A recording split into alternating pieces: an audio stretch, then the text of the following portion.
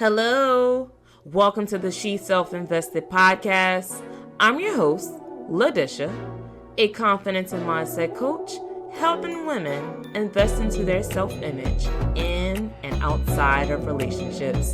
Stay tuned to get your daily dose of emotional independence.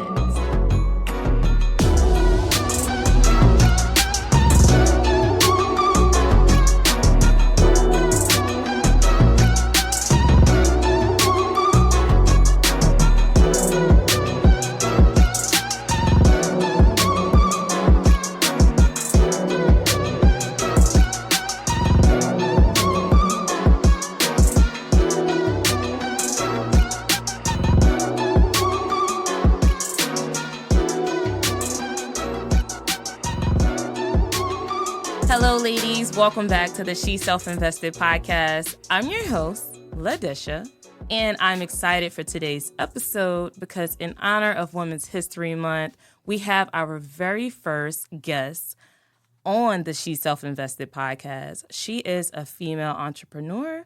Her name is Telecia, aka the Curl Mother. She is a Black natural hairstylist based in Austin, Texas.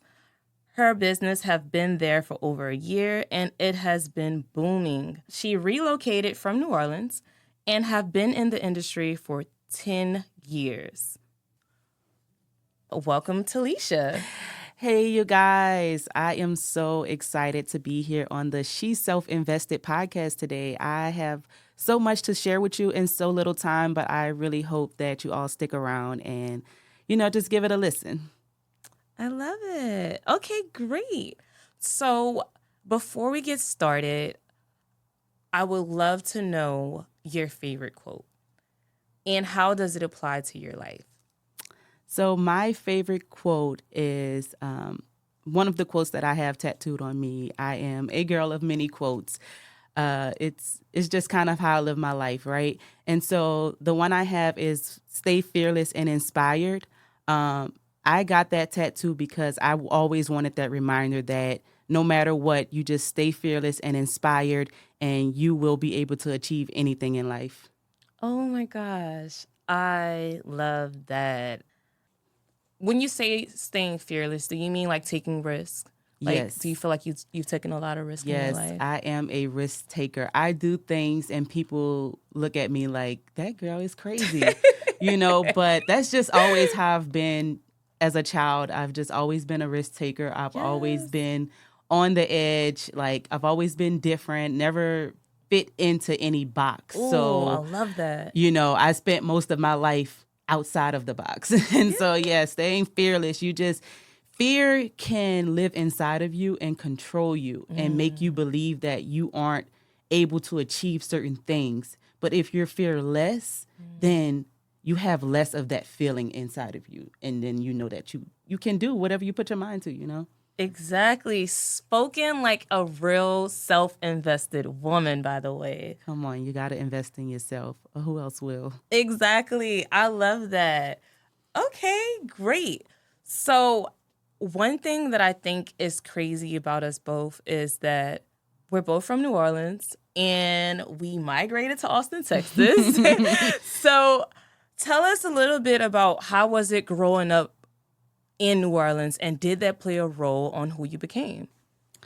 Oh, yes. So I loved growing up in New Orleans. It's like a feeling of nostalgia. Anytime you go back, it is a place that it has so much cultural, right? Mm-hmm. We have our own accent. Like, nowhere in the world people can point you out and be like, oh, you from New Orleans, So I love that. And we're just very family oriented and just people oriented. We come from second lines, parades, cookouts, DJs, So it's just always a gathering. Mm-hmm. And that's that.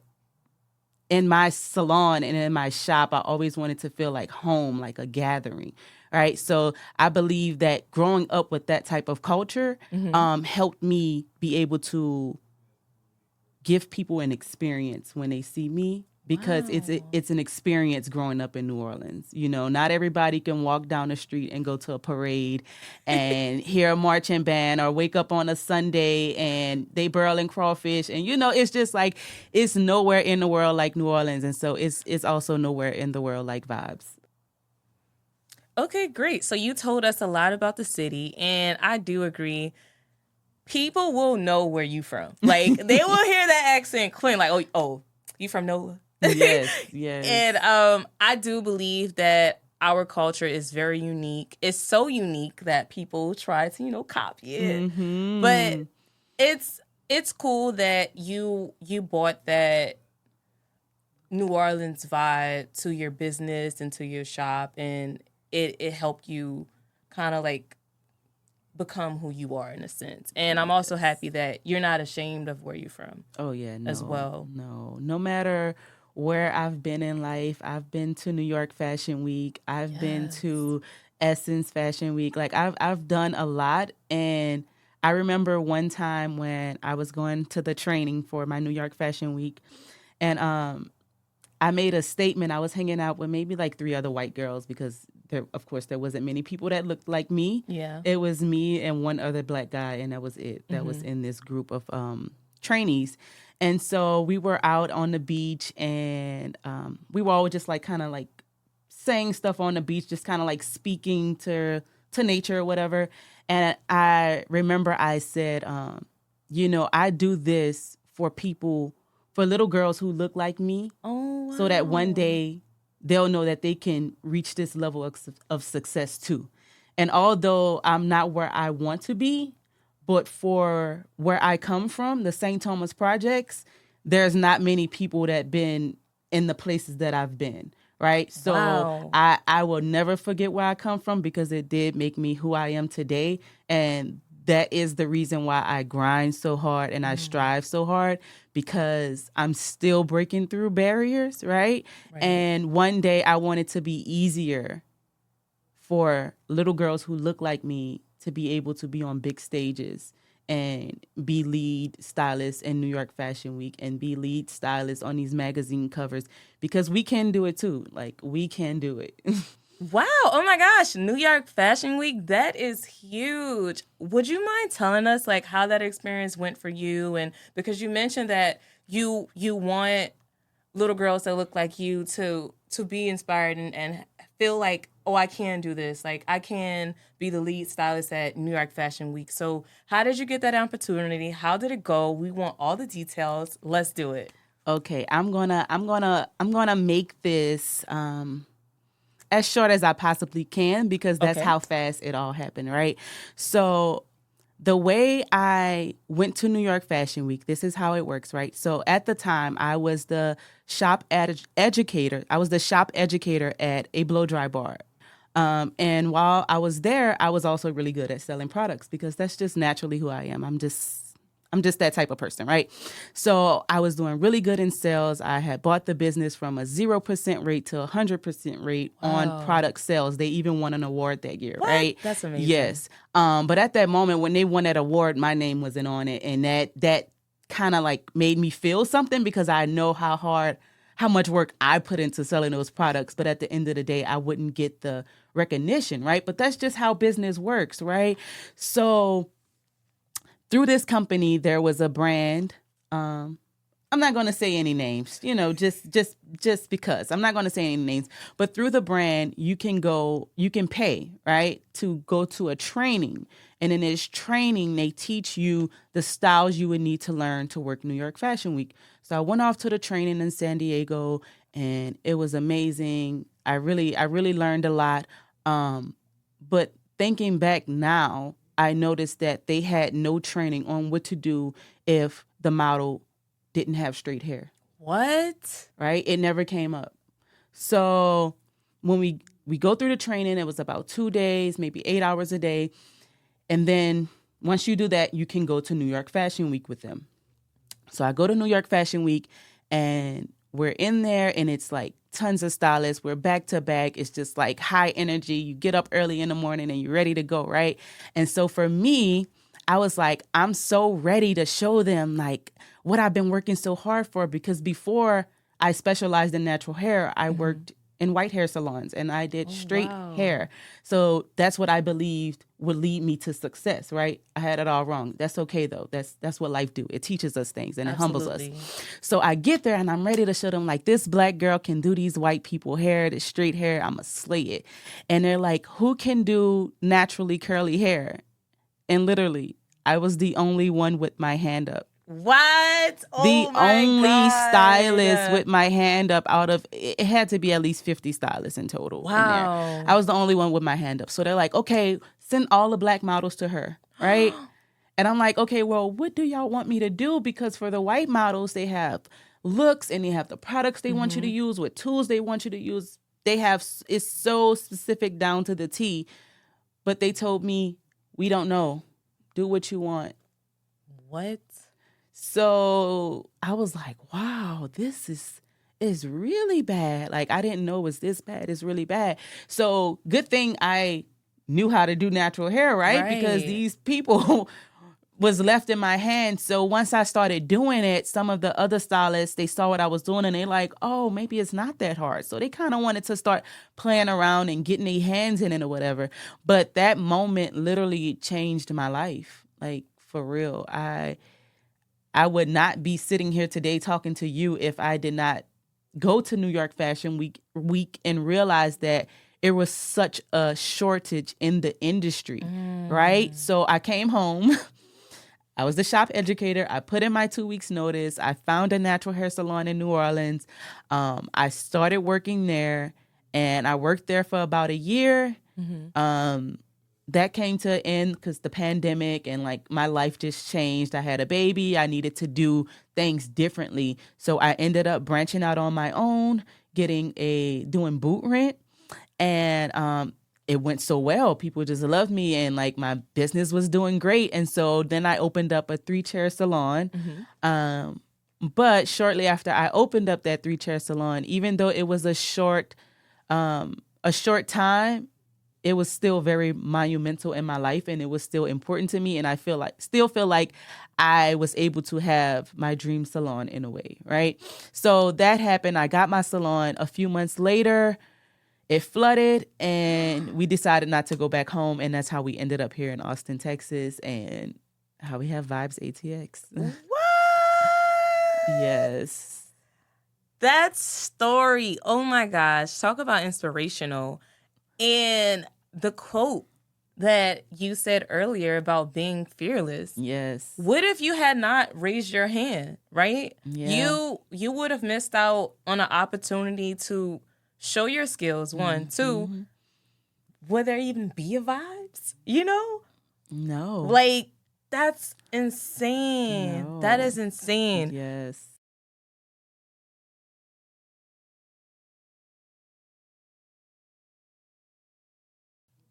Wow. So that was very, very, very inspirational to hear. I'm flabbergasted because I'm just trying to imagine if that was me, like would I would have been that bold enough to like raise my hand, like to start doing these Black queens hair during like New York Fashion Week. So let me ask you this. How did you come up with those styles like within such a short time period? I don't know. It's just God's gift to me. Honestly, Wow. I can like being a hairstylist is more than just using your hands, right? Okay. You have to use your mind, right? So it's like thinking of a creative idea and then releasing it through your hands. So it's like your hands, everybody have hands, right? But their hands can't do what my hands do because I thought of how I want to make this work. So honestly, I just kind of went off what they were doing with the white model's hair and I tried to like do something similar. So for one girl, they had this real soft like updo style, but she had short hair, so I just did like finger waves. Oh, cool. So it was still pretty soft, kind of wavy, and it flowed with everything else. One of the girls, she had like a big fro and they didn't know what to do with it, but all I did was define her curls, kind of did like some finger coils, picked it out, and it was a nice fro. It wasn't just a bush, you know. Yeah. We actually put some juices and berries on it. I love that. So basically what you're telling me is being a hairstylist is more of an art, right? Like Yes. what I'm perceiving from this is you sound like an artist. Yes, actually, that was my first love, honestly. What? Yes, I always wanted to be an artist. Um, Growing up, I would just always doodle, and then I got introduced to art maybe in eighth grade. Mm-hmm. And then I just continued throughout high school. I just always loved art. But when I went to college, I realized I loved art. I didn't love math. I didn't love science and English. So it really didn't work out for me. So I had to figure out another way to express myself in an Yes. artistic way and get Mm-hmm. paid for it. So I was naturally Wow. good at hair. And so I just kind of went with it. I love it, but I still feel like you're utilizing your passion for art by being a hairstylist. So you mentioned when you were a kid, like that's where you got your interest of being an artist or wanting to, and dive deep into art. What did you want to be when you were a kid? It's so crazy because like I've always been a person of many talents, right? Mm-hmm. And I think all of us, we have many talents. Some people don't know they have many talents because they don't count some things as talents. Like if you like to organize, that's a talent because I don't like to organize. So, somebody will pay you for that. So yeah, it's like I've always been a person of many talents, but I've always wanted to be like either an artist or it's really weird. I wanted to be a firefighter. What? A firefighter? Yes, I don't know why. It's like, especially when I was in high school, I just knew I was going to be a firefighter. But then I was like, oh, they actually have to run through fire.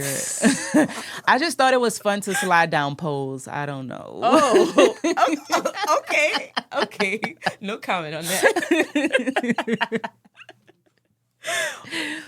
Wow. Okay, so you definitely caught me off guard. Ladies, if you are listening, basically, you never know how you might turn out, which is fine. So, what's something surprising that you've learned about yourself on this journey? I've learned that honestly, I'm capable of a whole lot. You know, I like that response. I know that I have like so much in me. I have so many ideas.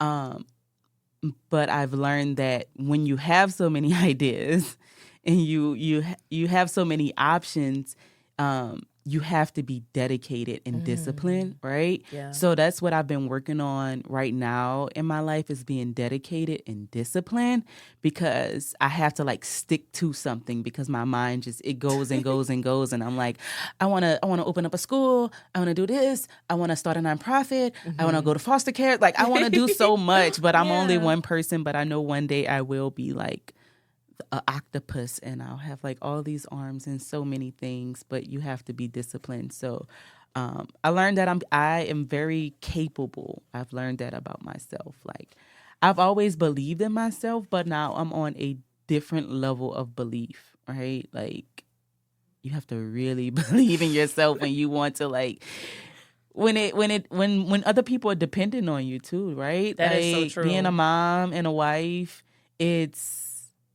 and a business owner, Yeah, right. like You wearing all the hats. yes. So when you have so many hats, you have to be disciplined and you have to know that you are capable. And so yeah, I've learned that I'm capable of a lot of stuff that I didn't know I was capable of. Wow, that's amazing. So you mentioned how you're a mom, your wife, and a business owner. When did you start your self-discipline journey? Honestly, as a kid. Really? Yeah, it's really weird. So I grew up in a very like strict and religious household in a sense. So I grew up Muslim, and to be Muslim, most times to be truly dedicated, you pray 5 times a day. Wow. So for a lot of people, that takes some dedication, right? To stop Yeah. your day at 2 o'clock and be like, oh, hold on, bro, I gotta go pray.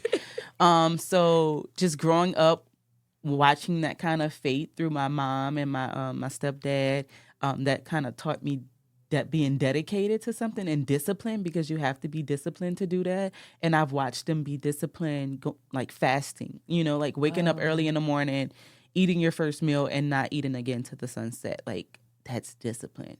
Ooh. Like I used to be at school, like, can I just drink some water from the water fountain? Like, let me just, they ain't gonna know, you know. But in my mind, watching them, I'm like, wow, like you really have to be disciplined to do that. And so as a kid, I've just always kind of had that discipline growing up with that structure of religion.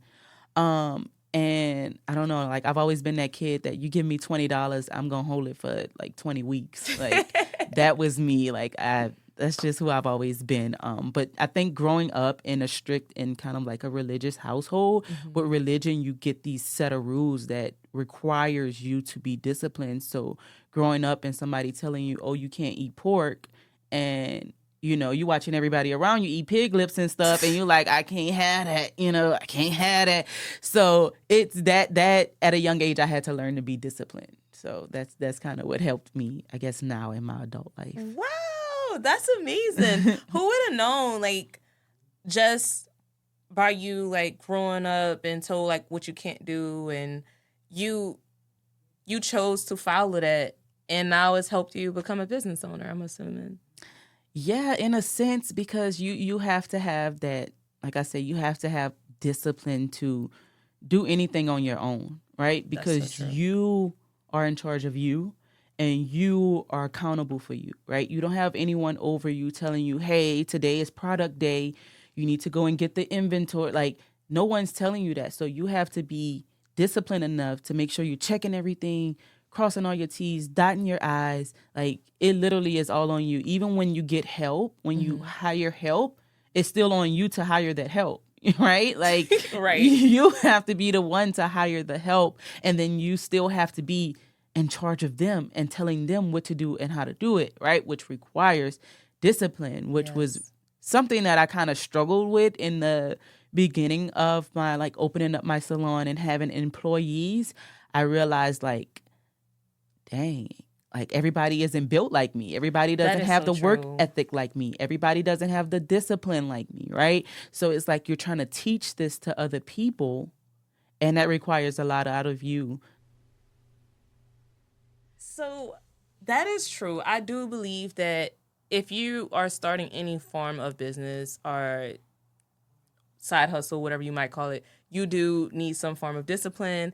And not only that, you have to be dedicated to the cause. And you mentioned when you opened up your shop, how you hired employees and you had to realize, like, not everyone might have the same work ethic as you.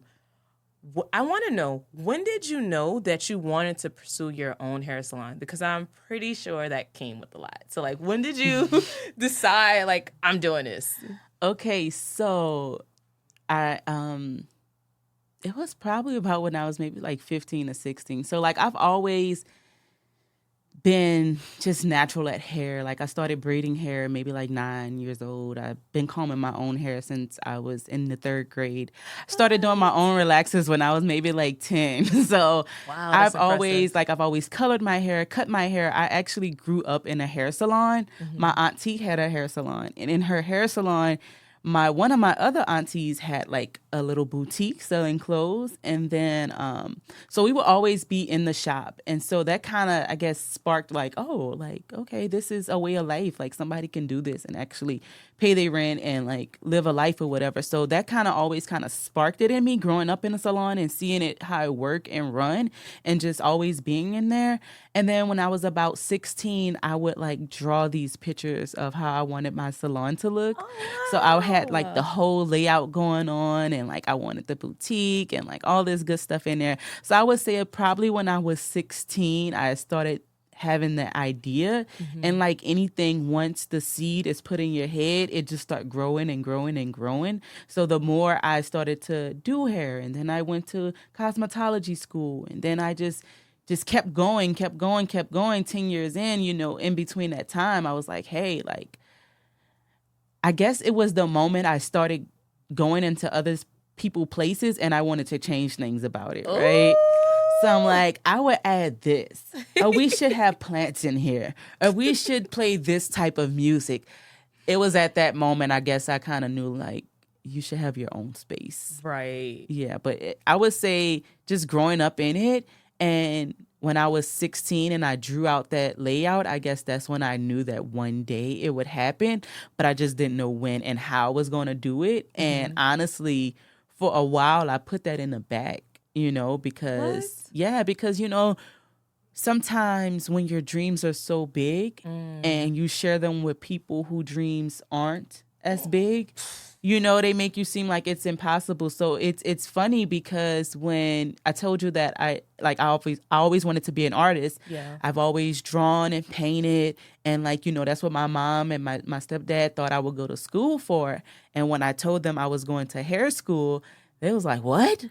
Like, why would you do that? Like, I thought you was going to be an artist, and I was like, I don't know. It was just something calling me to that. And it's been times where I tried to stray away from doing hair. So I've tried to go work with kids. I've tried to, go to school for art. Like, I've tried it like multiple times, but it's just something that always brings me back to hair.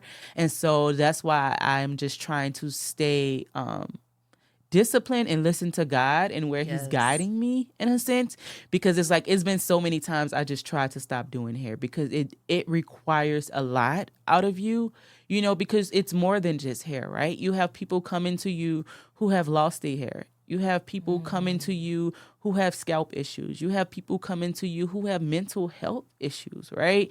And you have to take all of that in. And I know in the hair industry a lot we like to joke about how, oh, we're hairstylists, we're therapists, we're this, we're friends with that. And it's like last year I started saying I'm not all of that. I'm just a hairstylist. Like, I'm a hairstylist.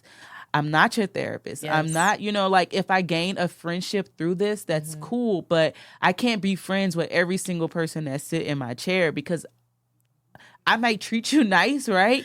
But that don't mean we may be compatible outside of this setting. Exactly. Right? So it takes a lot being a hairstylist. So I'm curious to know, what limiting beliefs did you have to overcome in order to become a businesswoman? I love this question because a lot of people look at me from the outside in, and you'll see this very passionate person, this very driven person, this very positive person, right? And I make a lot of things happen. But one of the limiting beliefs that I had to stop believing in was that I wasn't smart enough. What? Right? Yeah. So like I always felt like, and sometimes I still struggle with that because I didn't go to college, because I don't have a 4-year degree. So like, how can I run a business if I didn't go to school for business? Right. But I had to start looking at it in a smaller sense and be like, every day I wake up and I go into the salon, I'm running, like, even if I'm boot renting, even if I'm on commission, to wake up and run my life is a business. Yes. Right? Like, I have to have that discipline. I have to have the self-motivation. I have to have, drive. And to do the things we do as hairstylists, even if you are in a commission salon, you still running a business because you are the business, right? Exactly. People are coming to see you. They may come into the salon, but you will be the one to either make them come back or make them stay away, right? So it's like you are that business. The way you show up is your business. The way you dress is your business. I like that. The way you talk and communicate with people is your business, because you can have poor customer service as a hairstylist and you're a commissioned stylist. That is a part of your business. Wow, that's crazy. And I love how you said, like, waking up every day, that's business, right? Like how you dress, how you talk, how you communicate. And I do believe that's true, because I feel like so many people feel like they have to have the paper, right? To say, I'm a businesswoman. Yes. I have this degree. I have this knowledge. But I feel like people that have the degree and have that knowledge, that doesn't make them good business women or men. It's you. You are your brand at the end of the day. Exactly. So I love how you responded to that. And I feel like that can be very inspirational to whoever's listening, to know that you don't need a degree or a paper. You just need you. Yes. Like mainly you You just need that need you. dedication. You need that drive. You need to believe in yourself. You can always educate yourself. It's so many books, so many Yes. webinars, so many mentors. I think that's very important to get a mentor, because it's someone that went through the things that you're about to go through, and it just makes the process a little easier. But you have to invest in yourself, and you can do it. You can. You don't need a degree. They have many business owners out here who don't have a degree, Yeah. and sometimes it's the the people who aren't as smart that get the most done, Come because on. we not overthinking and analyzing. Like, for me, jumping out as a business owner, I had no plan. I didn't write this down. I was just like, my back was against the wall. I had no other option. I had a baby and I had to make something shake. So there was Mother T Studio. And, it just kept growing and growing. And I know eventually it will be all over the world. Yes. I love it. I hope you ladies are listening to this confidence, okay, behind these words. You heard her. It Yes. will be all over the world. Yes, ma'am. I love it. So you said that like how you have to invest in yourself. I'm curious to know, what are some ways that you invest in yourself on a daily basis? So I would say the first thing I do to invest in myself is like investing in time with God, right? Oh, So I always want to mention God, even though I am not a religious person. I would say I am more spiritual. yes. And that we're not talking about that today, but I believe putting God first and just like carving out time to just say thank you for waking me up. To just say, Simple. it doesn't have to be complex. You don't have to pray 5 times a day. You don't have to go to church every Sunday, but you need to show God that you are thankful for being here and being able to have these skills and being able to use your brain and wiggle your fingers. Like, it's the simple things that we take for granted. So I carve out time to give to God, even if it's 5 minutes, 20 minutes. I love to listen to something motivational. So, whether it's Eric Thomas or, something on YouTube that to just motivate me and affirm me that, like, I am beautiful. I am Yes. successful. I will be a millionaire. I will be a billionaire. You have to speak these things into yourself, because that is the first key to being successful, right? It's like Right. your mind, the way you think. People, we are all capable of so much, but our limiting beliefs keep us stagnant and at a certain level, right? So I try to put as much positive stuff in my mind as I can, because everyone have negative thoughts. So Right. you have to do something. You have to be conscious about what you putting into your mind.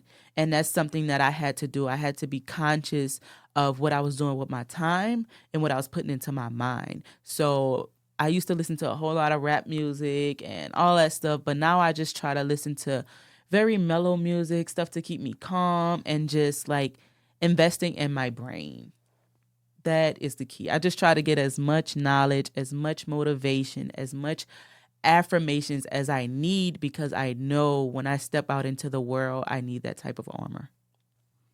So you have been talking a lot about you becoming like your journey of becoming a hairstylist. I wanted to know, why are you passionate about what you do? That's a great question. I feel like I'm passionate about what I do because I see the changes I make, right?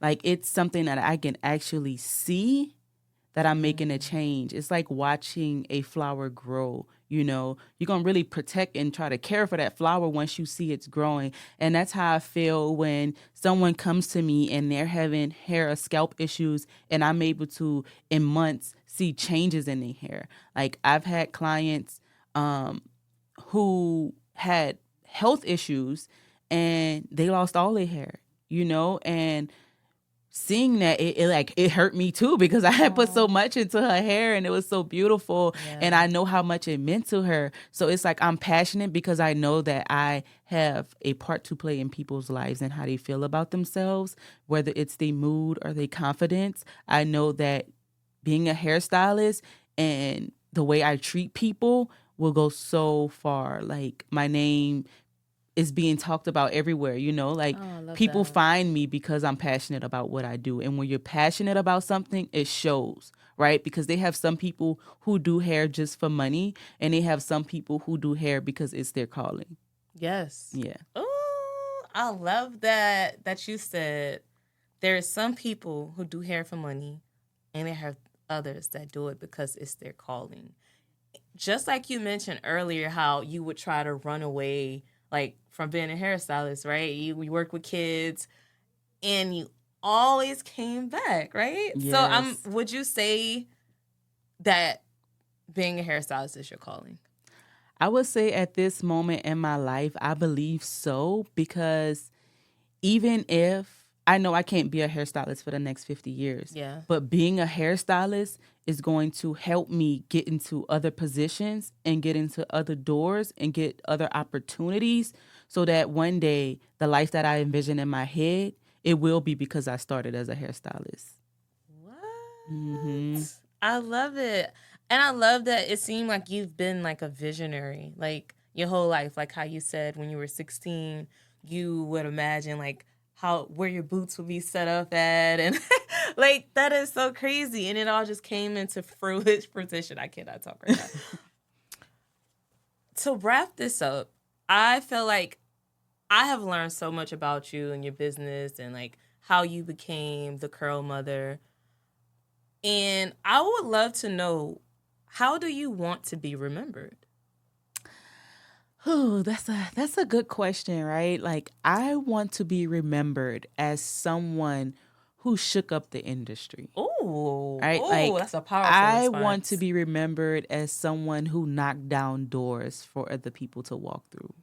Like I want to make such an impact on the industry when it comes to black hair and natural hair and the health of it, right? Like so many of our women are suffering with hair loss, with dry scalp, with health issues that is causing this dry scalp and hair loss. And it's like I just want to be remembered for someone who I want to be remembered as someone who made a change, who didn't just take what was told to me, like who I was told to stick to black hair, right? I was told to do that, but Wow. I did that on my terms. I didn't do it because someone told me I should do it. I did it because God told me I should have did it. Right? Yes. Like at that moment, that's not where I was. So I just want to be remembered as someone who was always true to themselves, and who helped others come up on the way. What? You know what? Just by listening to your response and listening to your responses to basically all of these questions, I feel like you're already doing it. You're already molding who you are. You're already creating your own brand in a way to where it's so genuine, and I feel like you will be remembered as you imagine, right? Thank you. I appreciate that. Yeah, you're We welcome. all need to hear those words of affirmation from someone else sometimes, that always help. So I really do appreciate that. Thank you. You're welcome. What really got me was, I would never forget this, the New York Fashion Week story. Like, come on. Girl. Come on. Like, ladies, please take into account like the amount of confidence it had to take for Telecia to raise her hand in a room full of 50 people and was the only one. Like, tell me this path wasn't destined for you without telling me. You know what I'm saying? Exactly, like, come exactly. on. It literally was at that moment. It just was like, it's time to make the switch. I literally came home and put in my 2 weeks notice, and it's been up since. Like, and I've seen so much success. I've learned more about myself as a black woman, right? Like, I put myself into a space where I didn't fit in.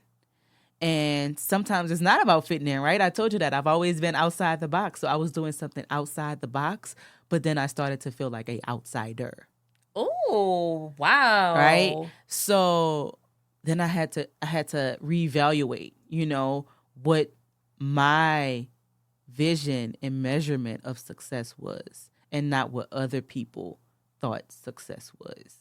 Because growing up, and still to this day I hear it like sometimes, and I'm like, that's not true. People think, oh, if you go work at a white salon, you do white hair, you're gonna make so much money, they tip so good, they da da da da da. And I've literally made more money doing black people hair than I've ever made in the white hair salon, right? Like, I made great tips as a shampoo tech and stuff like that, yes. But as a hairstylist, I've made more money doing black people hair, because one thing we gonna do is our hair. Hello. We gonna make sure them edges laid. We gonna make sure our hair done. Like, we not playing with our hair. Whether it's a wig, a sew-in, your natural hair, relaxed hair, we gonna make sure it's done, and we gonna talk about you if it's not done. So that is just hair in the black community is just very important, and we take it very seriously. That's why we don't let anybody in our head. No. That's why we not going to any old stylist. No. That's why you mess up our hair one time, we not coming back. Not coming back. Like, and we gonna go tell everybody else that you messed our hair up. Like, that's just how it is. Hair in the black community is sacred. Yes. So growing in this industry, we think that if you do the white hair, you make more money. And I learned that was totally different. And by switching to natural hair and black hair, I got to know a different side of myself. Aww. I was able to just be Telecia, right? I didn't have to be anyone else. I didn't have to talk in a certain tone. I didn't have to talk proper. I could just be me. I could show up with a dashiki on and everybody would be all right, right? People wouldn't freak out. I could show up with a hair wrap on. Like, I remember one time we had in the white hair salon, they was like, okay, everybody pick a song and we gonna play this playlist. Literally, as soon as it got to my song, all the people in the salon start like acting up like, what is this? It was Alicia Keys. They was like, what is this? This is too urban. Yes. So it's like I had to dilute so much of myself that I lost myself in that process of trying to become something that was never even really meant for me, because like at the end of the day, I ended up back doing natural hair and black hair. And like I said, I've ran into black doctors, black lawyers, black nurses, black realtors, black entrepreneurs, like all types of successful black women. So I hate the negative stigma that comes with doing black hair, that somebody's always going to want a discount, that somebody that they don't tip good, that, we don't it's just so much negativity that comes with like dealing with black people when it comes to hair. And I can say I really didn't have that experience, because I knew what type of black woman I wanted to deal with, right? Ooh. Like, I wanted a Sharon, or like, it's like I wanted that businesswoman, because I knew that there was black judges, black doctors, black lawyers. Like, there is a client out there that will pay the price for your expertise, right? Like, a lot of us want to be paid for stuff we don't know how to do. Ooh. And it's like, when you specialize and you hone in on something and you find your niche, people will pay you, because they know that they're going to get exactly what they're looking for. Now, it's when you want to be everything for everybody, right? You want to be the braid person, you want to be the lock person, you want to do color, you want to do silk press, you want to do relaxes. You're doing too much. That's true. And you can't be great at all of those things. Wow. Like, Telecia, thank you. Like, I feel like you have given us so much, and just listen to your story. Once again, I definitely feel like you are the perfect example of a self-invested woman, and just doing this journey as a whole. You coming from working in a white hair salon, New York Fashion Week, getting the inspiration from when you had your child, right? So like, okay, now I need to open up my shop. Like, I need to step it up. Yes. Like, I have a mouth to feed, like you went straight into mother mode, mother T. Yes, yes. I was the mother before I was a mother, but right. It was destined. Yeah, to like open up your own shop, and then, experiencing the flooding at the shop in New Orleans, and moving to a whole new state, opening up a whole nother shop, getting clientele, and now you're getting your ideal clientele, right? Because you mentioned like it isn't just like women who are looking for discounts. You are now servicing high value women, upper class women, right? Yes. Judges, doctors, lawyers, realtors. And I love that because I feel like Black women are stereotyped. We can be stereotyped when it shouldn't be like that. And I love how much you are a diverse hairstylist, and you definitely serve the vibes. So, ladies, if you are ever in Austin, Texas, and you are looking for a natural hairstylist, please go see my girl Telecia at Vibes ATX. Pull up on me. I just want to say it has been a blast having you on the show. I've learned so much about you. I've learned how to invest in myself in ways that I've never thought about. You know what I'm saying? And I wish you the best of success on your business. You're already really successful. And, girl, don't forget about me when you become a billionaire. No, I'm joking. I'm not. You're going to be up there with me. We're going to be like Oprah and Ree, okay? Like, it's going to be bees on top of bees. Oh, bees on top of bees. I love it. Is there anything else you would like to share before we close out? I guess I just want to say thank you for having me. Thank you for allowing me to see what I'm capable of, right? Like, this is my first podcast interview, and I feel like it was great. So I just want to say thank you for having me. Thank you for believing in me. And again, like I said, I am a woman of so many quotes. So I would like to close this out with one of my other favorite quotes that I also have tattooed on me. And it is, one life, one chance, one dream. That's all you have. And that's all you have in this life is one life, one chance, one dream. And as long as you remember that and you stay fearless and inspired, you'll be able to do anything in this world. Oh, I love it. I love that. One life. One chance. One chance. One dream. Yes. Come on now. Yes. And you can have many dreams, but it's at the end of the day, you're trying to get to one place. Exactly. You know, so it may take many things to get to that one place, but you only have one life. And sometimes you only have one chance. And if you don't take that opportunity, it might not come back. So just like you taking a chance on this podcast, you could have said, hey, this is too much. Like, I can't do it, you know? Yeah. Because trying to be an entrepreneur and being self-invested and being disciplined, it is a lot. But when you know that you only have one life and one chance to make this life worth it and one dream to fulfill, you'll get the job done. Come on now. Yes. Spoken like a true self-invested woman. Thank you again. It has been great. And remember, ladies, one life, one chance, one dream. Whatever you feel you can't do, take that apostrophe and T off and let's get it done. Thank you, ladies, for listening. I hope that you have been inspired by Telicia's story. Leave a comment. Let me know how you felt about this episode. Please subscribe to this podcast. I will have more female entrepreneurs on sharing their stories with you. And don't forget to add me on Instagram at sheself_invested for updates. Remember to stay invested. Most importantly, stay self-invested. And don't forget, you don't have to do this alone, so let's invest together. Talk to you soon.